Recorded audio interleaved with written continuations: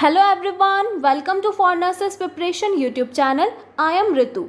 Let's start today's most important question based on topic Community Health Nursing. Question number 1 is, disease spread from direct contact through one person to another is known as. सीधे संपर्क यानी direct contact द्वारा एक व्यक्ति से दूसरे व्यक्ति में होने वाला रोग संचार निम्न में से क्या कहलाता है? आपके ऑप्शंस हैं A epidemic, B contagion, C prophylaxis और D carrier. And the correct option is option number B which is contagion. Contact के द्वारा होने वाला जो इन्फेक्शन या फिर डिजीज़ है उसको हम कॉन्टेजियस डिजीज़ कहते हैं और पैथोजन का वाहन करने वाले जो एजेंट्स होते हैं उसको हम कैरियर कहते हैं तथा किसी डिजीज़ को रोकने हेतु की गई कार्यवाही या उपाय यानी प्रिवेंटिव ट्रीटमेंट को हम प्रोफिलैक्सिस कहते हैं. Next question is, which of the following component is not present in ORS composition. निम्न में से ORS के कंपोजिशन में कौन सा कंपोनेंट नहीं होता है? आपके ऑप्शंस हैं A sodium citrate, B sodium chloride, C sodium carbonate और D potassium chloride. And the correct option is option number C which is sodium carbonate. यहाँ पे अगर हम ORS के पूरे नेम की बात करें, मतलब इसकी फुल फॉर्म की बात करें, तो जैसा कि आप सब जानते हैं ओरल रिहाइड्रेशन सॉल्यूशन या फिर सॉल्ट, या फिर हम इसको थेरेपी भी बोल सकते हैं. इसका मुख्यतः जो प्रयोग है वो शरीर में वॉमिटिंग या डायरिया के द्वारा फ्लूइड लॉस यानी डिहाइड्रेटेड होने पर किया जाता है. सामान्यतः 1 लीटर पानी में ORS में NaCl 3.5 grams, KCl which is 1.5 grams और NaHCO3 विच इज़ 2.5 ग्राम्स और ग्लूकोज हम लेते हैं विच इज़ 20 ग्राम. ये आदि कंपोनेंट इसमें प्रेजेंट होते हैं, लेकिन इसमें sodium carbonate which is NaCO3 बिल्कुल भी नहीं पाया जाता है. Next question is, which of the following refuse method is mostly unhealthy method. निम्न में से रिफ्यूज को नष्ट करने का सर्वाधिक जो अनहेल्दी मेथड होता है वो तरीका कौन सा है? आपके ऑप्शंस हैं A dumping, B inertization, C control tipping और D incineration. And the correct option is option number A which is dumping. Refuse के निस्तारण के डंपिंग मेथड में रिफ्यूज़ को निचली सतह यानी गड्ढे पर खुला डाला जाता है जिसमें पर्यावरण प्रदूषित होता है, इसलिए यह सर्वाधिक अस्वस्थ तरीका माना जाता है. पर्याप्त भूमि उपलब्ध होने पर कंट्रोल ट्रिपिंग लाभदायक होता है, और जबकि यहाँ पे अगर हम इंसिनरेशन की बात करें तो इसमें कचरे को स्पेशली हॉस्पिटल जो वेस्ट है उसका निपटान करने का सर्वोत्तम तरीका यानी बेस्ट मेथड इसको माना गया है इंसिनरेशन को. सामान्यतः biomedical waste rule which is 1998 जो कि दिनांक यानी डेट 28 जुलाई 1998 से प्रभावी है. Question number 4 is, how much amount of protein and calorie is given in a mid day meal. Mid day meal के द्वारा निम्न में से कितनी प्रोटीन व कैलोरी प्रदान की जाती है? आपके ऑप्शंस हैं A 1/2 protein and 1/4 calorie, B 1/2 protein and 1/2 calorie, C 1/3 protein and 1/2 calorie और D 1/2 protein and 1/3 calorie. And the correct option is option number D which is 1/2 protein and 1/3 calories. India में mid day मील programme के तहत विद्यालय आहार के द्वारा बालक की कुल दैनिक भोजन जो आवश्यकता है उसकी 1/3 वो कैलोरीज तथा आवश्यक प्रोटीन की आधी मात्रा की पूर्ति की जाती है. भारतीय पोषण संस्था यानी NIN की मान्यता है कि स्कूल में मध्याह्न भोजन कार्यक्रम एक शैक्षणिक कैलेंडर वर्ष में कम से कम 250 दिन संचालित होना ही चाहिए। Next question is Schick test is used to diagnosis which of the following disease. निम्न में से सिक टेस्ट किस रोग का निदान यानी डायग्नोसिस करने के लिए किया जाता है। आपके ऑप्शंस हैं A kala-azar, B diphtheria, C typhoid और D all of the above. And the correct option is option number B which is diphtheria. अगर हम यहाँ पे डिप्थेरिया की बात करें तो जो डिप्थेरिया है वो तीव्र जीवाणु जनित संक्रामक रोग होता है जो कि कॉर्नोबैक्टीरियम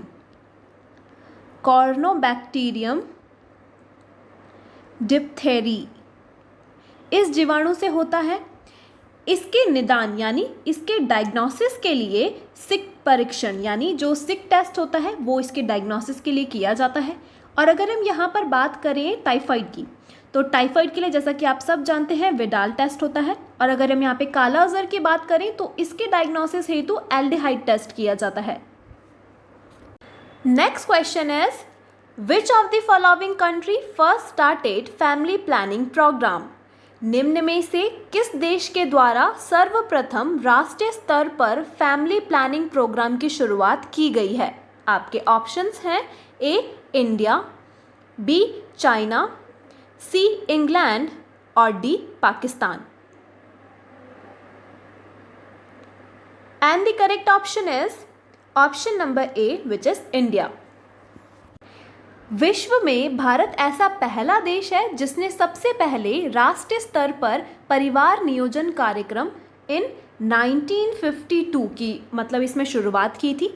भारत सरकार ने दिनांक 15 फरवरी 2000 इसको राष्ट्रीय जनसंख्या नीति यानी NPP 2000 इसको अपना लिया था और प्रधानमंत्री की अध्यक्षता में एक राष्ट्रीय जनसंख्या आयोग का गठन किया गया था।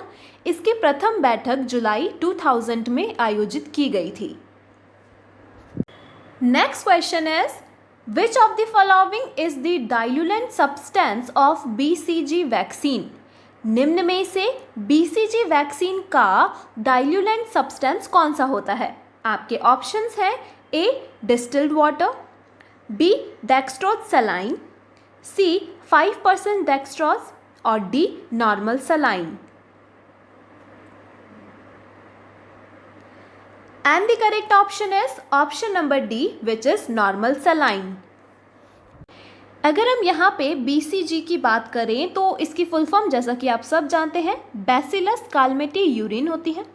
यह TB के रोकथाम के लिए जन्म के बाद यथाशीघ्र लगाया जाता है।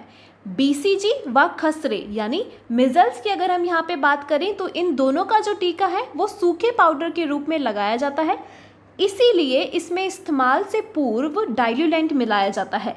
सामान्यतः BCG के लिए डाइल्यूलेंट जो होता है वो नॉर्मल सलाइन होता है और अगर हम यहाँ पर खसरे की बात करें मतलब मिजल्स की बात करें तो इसके लिए जो डाइल्यूलेंट होगा वो डबल डिस्टिल्ड वाटर में काम में लिया जाता है। Next question is Which of the following date on which WHO announced the world free from smallpox? निम्न में से WHO ने किस दिन वर्ल्ड को स्मॉल पॉक्स फ्री घोषित कर दिया था। आपके ऑप्शंस हैं ए 1 अक्टूबर 1980, बी 11 अप्रैल 1980, सी 8 मई 1980 और डी 8 जून 1980।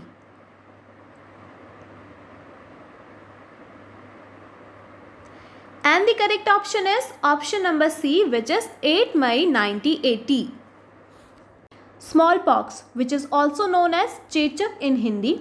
जो स्मॉल पॉक्स है इसको शीतला या फिर वेरियोला भी कहा जाता है। यह रोग वेरियोला वायरस से होता है और दिनांक 8 मई 1980 को विश्व स्वास्थ्य संगठन के द्वारा संपूर्ण विश्व से चेचक यानी स्मॉल पॉक्स को ये जो रोग है इसको संपूर्ण उन्मूलन की घोषणा की गई थी। भारत में अगर इसकी बात करें तो भारत में चेचक यानी स्मॉल पॉक्स को अंतिम रोगी मतलब इसका जो अंतिम रोगी देखा गया था वो देखा गया था 24 मई 1975 को मिला था और दिनांक 5 जुलाई 5 जुलाई 1975 को भारत चेचक मुक्त घोषित कर दिया गया था और अप्रैल 1977 में अंतर्राष्ट्रीय आयोग ने भी भारत को चेचक उन्मूलन यानी चेचक से फ्री घोषित कर दिया था। Next question is UNICEF created the GOBI community. In this word, O represent which of the following? निम्न में से यूनिसेफ के द्वारा GOBI नाम के प्रचार प्रसार के लिए एक संक्षिप्त शब्द में O अक्षर का यहाँ पर क्या अर्थ होता है? आपके ऑप्शंस हैं A oral care, B oral hydration, C orange juice और D original. And the correct option is option number B, which is oral hydration. UNICEF, इसका पूरा नाम United Nations International Children's Emergency Fund होता है।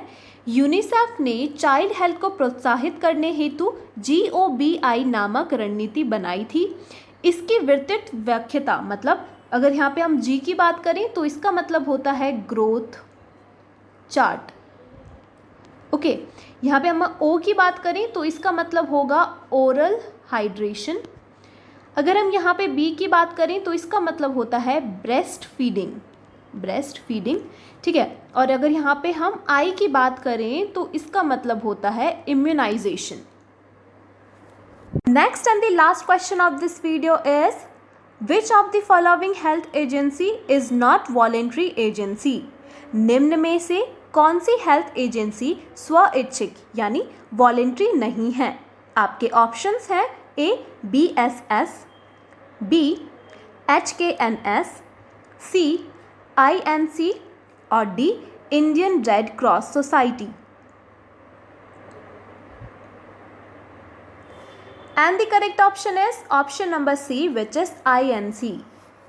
यहाँ पे अगर हम INC का पूरा फुल फॉर्म की बात करें तो इसकी जो पूरी फुल फॉर्म होती है वो होती है इंडियन नर्सिंग काउंसिल। इसकी जो स्थापना है वो 1947 में भारत सरकार ने ministry of health and family welfare विभाग के अधीन एक ऑटोनोमस संस्था के रूप में की गई थी। अगर हम यहाँ पे BSS इसकी बात करें तो इसका जो पूरा नाम है वो है भारत सेवक समाज।